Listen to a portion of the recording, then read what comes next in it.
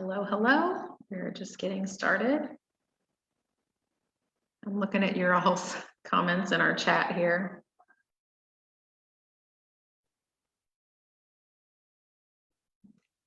Okay. All right.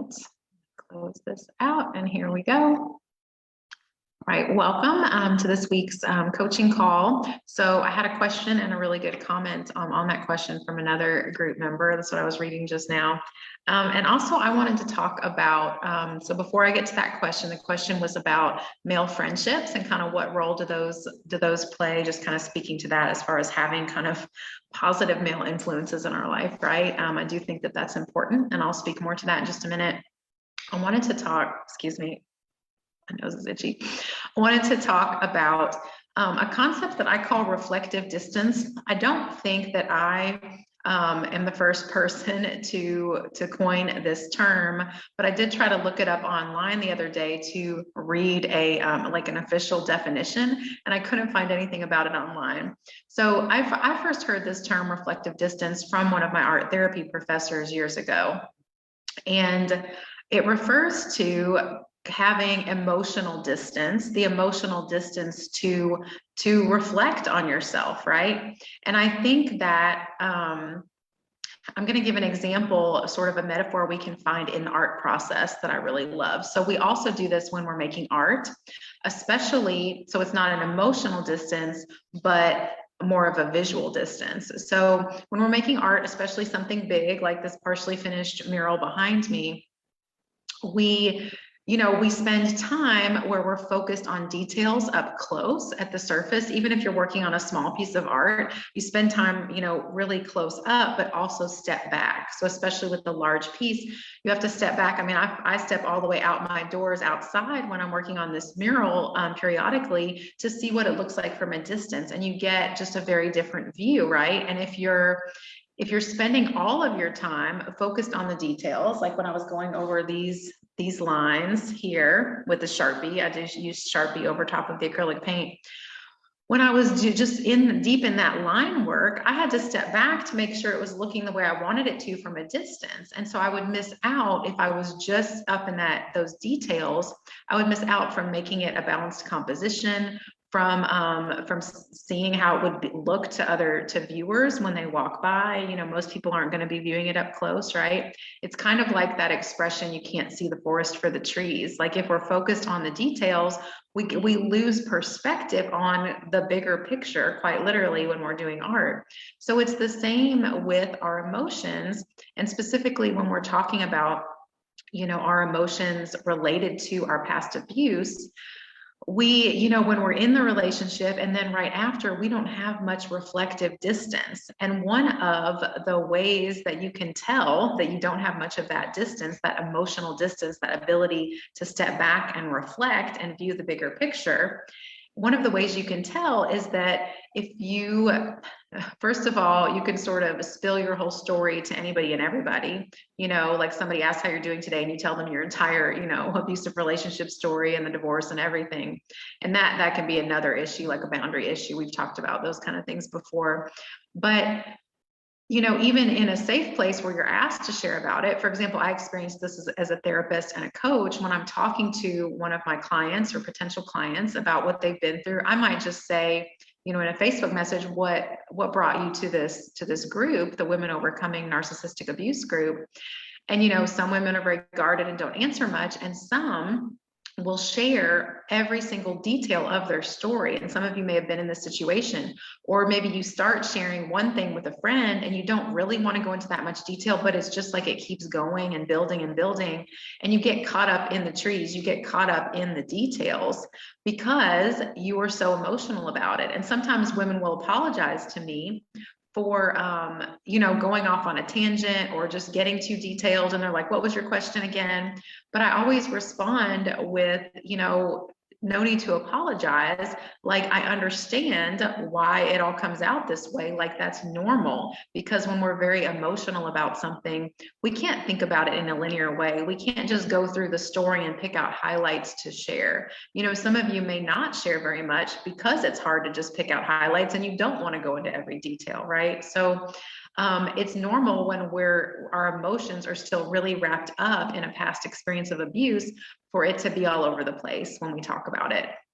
And so as we get more distance, and what I mean by that is not necessarily time distance, although I think time passing helps, but when we have some emotional distance where our emotions and our whole sense of self aren't as wrapped up in that experience, then we're more easily able to just tell that story, to tell highlights, to have even sort of a script of like what you tell people about your experience. And I was reflecting more on this this week because I'm in the process of writing just a short book. It's certainly not a memoir of my experience, but it's something that I'm going to use as I relaunch my program in the app format. Whole other story, but I was realized in the first chapter, I wanted to give a brief synopsis of my story. And I realized as I was sharing it, that it was easy for me to type out. It was very easy. This is so funny. I had written an outline for the book on index cards, which was something recommended to me by a coach that I'm following. And then when it came time to type it, I really wanted to type it one evening while my daughter was doing soccer practice. And I took my laptop with me to the soccer field. Now her father is there present at the practices. And so it was so interesting to me. And I was at a distance, I'm just there, like I'm kind of looking up and seeing how she's doing. It wasn't a game, it was a practice. She doesn't need me right there on the sidelines watching. And so I had all my work stuff out at like this picnic table by this soccer field. And I quickly was able, within this 45-minute, hour-long soccer practice, able to complete this huge chunk of this first chapter of my book. And a lot of that was being able to tell just in a few short paragraphs kind of my story, and even more than that, picking out specific highlights that were relevant to the topic I was talking about. So I didn't have to go back and do a lot of editing in that part of it where I thought, oh no, I went into that too much and that wasn't my point. I was able to just concisely kind of say what happened and cater it towards my audience and like my purpose for sharing, because my purpose was not to share all the details of my abuse. It was very brief what I shared. I went into a little more detail about my mindset during like making the shift, the transition to, oh my gosh, this is really happening now kind of thing. And so that is one kind of marker that we can see, like when we're able to tell parts of our story and not get so wrapped up in those details in the trees, right?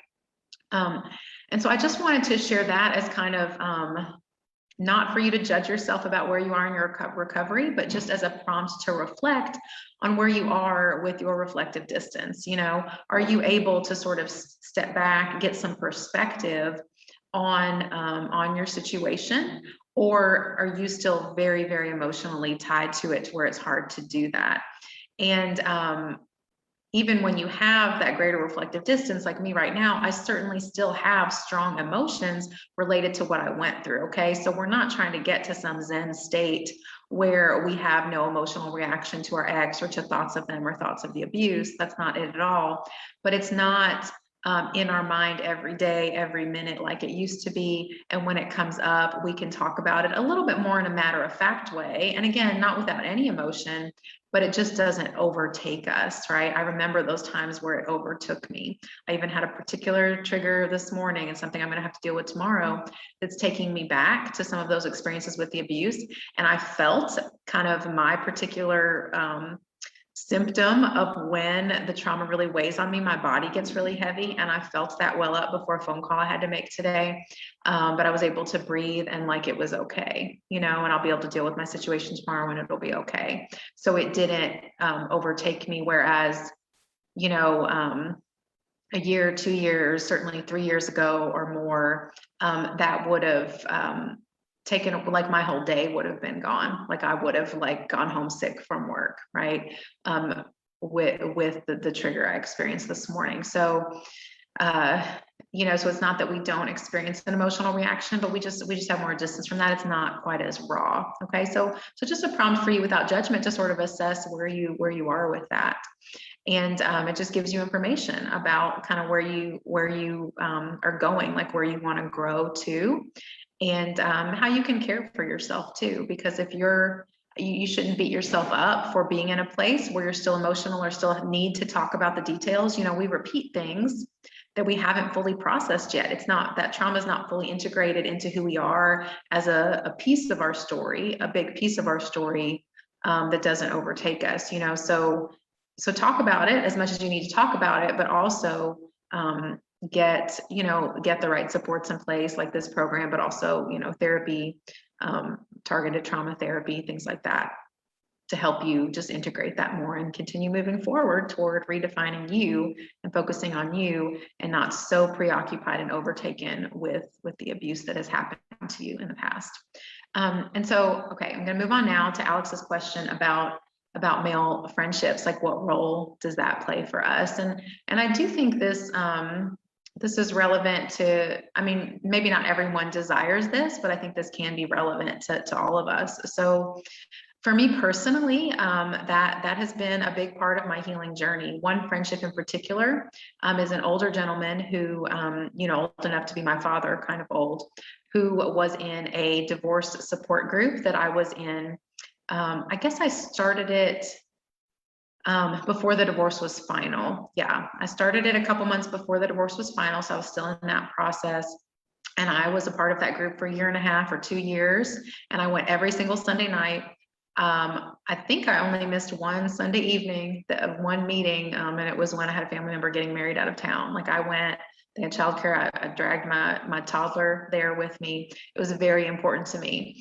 And so first of all, I'll say that was helpful because it was a co-ed support group. So, and for those in Louisville, it's called Divorce Recovery Louisville. And it is, when they were meeting in person before COVID, they would meet in the building of Crescent Hill Baptist Church. It's not affiliated. It's not a faith-based, group. It's not officially affiliated with the church, but the church has supported them as far as providing a meeting space for many years. And I wish every city had something like this. It's truly a support group where you go, there's guidelines, there's peer facilitators who have been through at least 1 or 2 group cycles before. They meet for like 4 months, and then they switch everybody up, and then you're in another group for 4 months.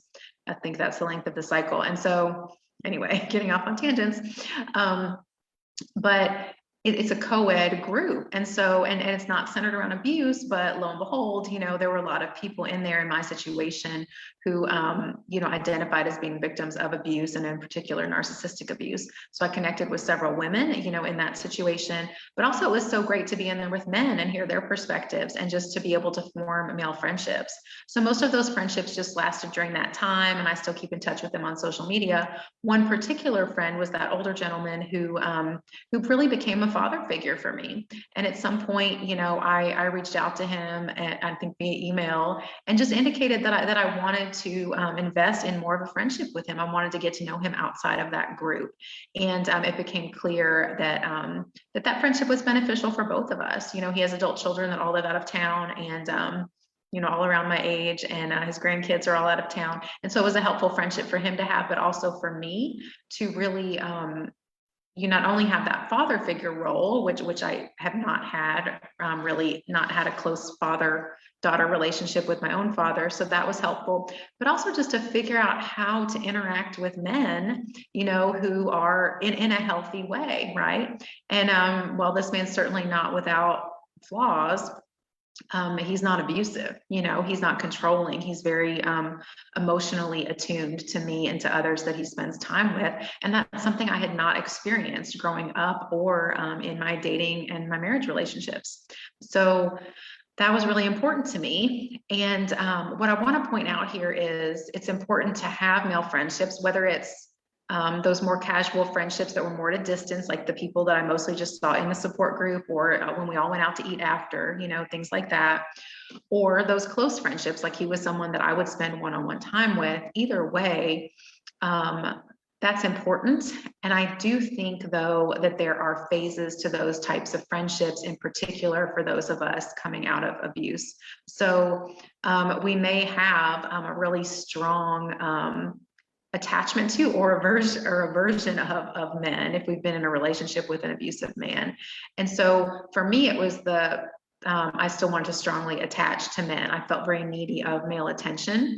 And so in the beginning of that particular friendship, we spent a lot of time together. I would send him like, huge long emails, just all this stuff. We would exchange long emails. That was the way that we conversed. And then we'd have long conversations in person. And he would allow me to just sit and talk and talk and talk. And he genuinely, real fast like this, he genuinely appreciated hearing me, listening to me, engaging with me in that way. And that was so special to me. And I felt like I needed him all the time. I needed to be connected to him. If I hadn't seen him in a while or emailed him in a while, that was really upsetting to me. I needed him there. And then I was also in therapy at that time. I was able to process all my feelings about that relationship with him. And over time, what I found as I continued in my healing and my ability to attach to myself and meet my own needs and take care of myself, then I didn't need so much attention from him. I didn't need so much time with him. And he, there's been a sort of natural ebb and flow to our friendship. And it's, I'd say right now it's reached kind of back down to a stable point, which it'll probably stay at, where we keep in touch, but neither of us feel the need to see each other on a certain schedule. Certainly with COVID, I went months and months without seeing him, and I was okay with that. And so it feels good to be in that place where I know I am secure. I'm securely attached to him. I am secure in the fact that he is there for me and cares about me, and I care about him. And that's a great, male friendship, but I don't need his attention. And so what this did to me, why it was a healing process, was that I no longer have that same type of like panicked need for attention, particularly from older men, which is what I used to have.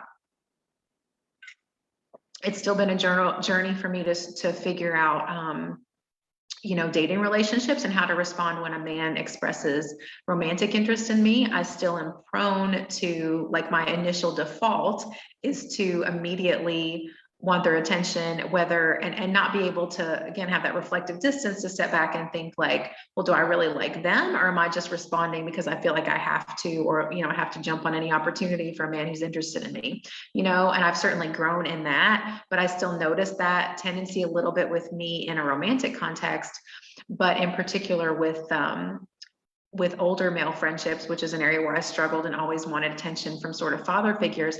I don't have that now. And it's because I was able to, again, with therapy, talking through all the phases of that friendship and all my feelings that came up. I mean, there was a lot that I won't get into here, but I was able to process through that. And so it was a really, I've heard the term in trauma work, corrective experience. We can have relationships and friendships that are a corrective experience for our traumatized brain. So there were so many things about that friendship with this older man who that helped just correct my faulty brain that felt that panic and that need for that attachment to older men, to a father. And so in that way, I think that male friendships can be very helpful because they can provide that corrective experience where our brain learns, yes, there are safe men out there. Also, it gives us input for figuring out kind of what we would look for in a romantic partner at some point again, right? So my father figure friend, he has traits that I would look for in someone and traits that I learned I would not want, and so even though that was a platonic friendship, I learned there were certain things that I could not handle in a romantic relationship. So I learned kind of some boundaries and some of my criteria. One is that I need someone who can show up on time and stick to a schedule, whereas he's more laid back, and he learns that to respond to me in that way. But I have to have schedules and know if somebody's going to be there or not. And so that was an example of one thing that I learned in that friendship, that, okay, well, in a romantic relationship, I wouldn't be able to handle with this sort of quality. It's fine for him. For other women, it might be fine, but for me, it's not. So we can learn that too. Yeah, I think it's super helpful. And we can experience these safe relationships with women as well. I don't want to discount that even if you are I'm a heterosexual woman who is attracted to men as romantic partners, you can still have these sort of corrective experiences with close female friendships. But I think in particular, if you've been traumatized by and abused by a male, and you're looking to at some point in the future be in another romantic relationship with a male, I think it is very helpful to have experiences with male friendships that are safe. And figuring out appropriate boundaries is difficult, even with that father figure friendship, that was difficult. We had to figure out what felt appropriate, or what felt too romantic or too much like a date, or maybe, like I said, some male friends, even, male friends I have to this day, I get a lot out of spending time with them, and I feel safe with them, and that continues to be a corrective experience for me. But they're not men that I spend one-on-one time with. For example, married men. I'm very involved in my church community, so there are married men in my close-knit group of friends through my church, who I very much value my individual connection that I have with them, but I don't, just the nature of our friendships and where we feel that appropriate boundaries are for us, like I don't spend time with them one-on-one. I have individual conversations with them in a group setting, but just, for them and their marriage and just how I tend to operate, I don't feel that would be appropriate, for us to spend time alone together. So that's a different kind of male friendship, but it's still contributes to that corrective experience, like I said, where I learn kind of what a safe male is. And it's not to say you can't spend one-on-one time with a married man. You may have an old friend, a buddy who you could always do that with, and it's okay with their spouse as well. So I'm not trying to judge that if you're in that situation.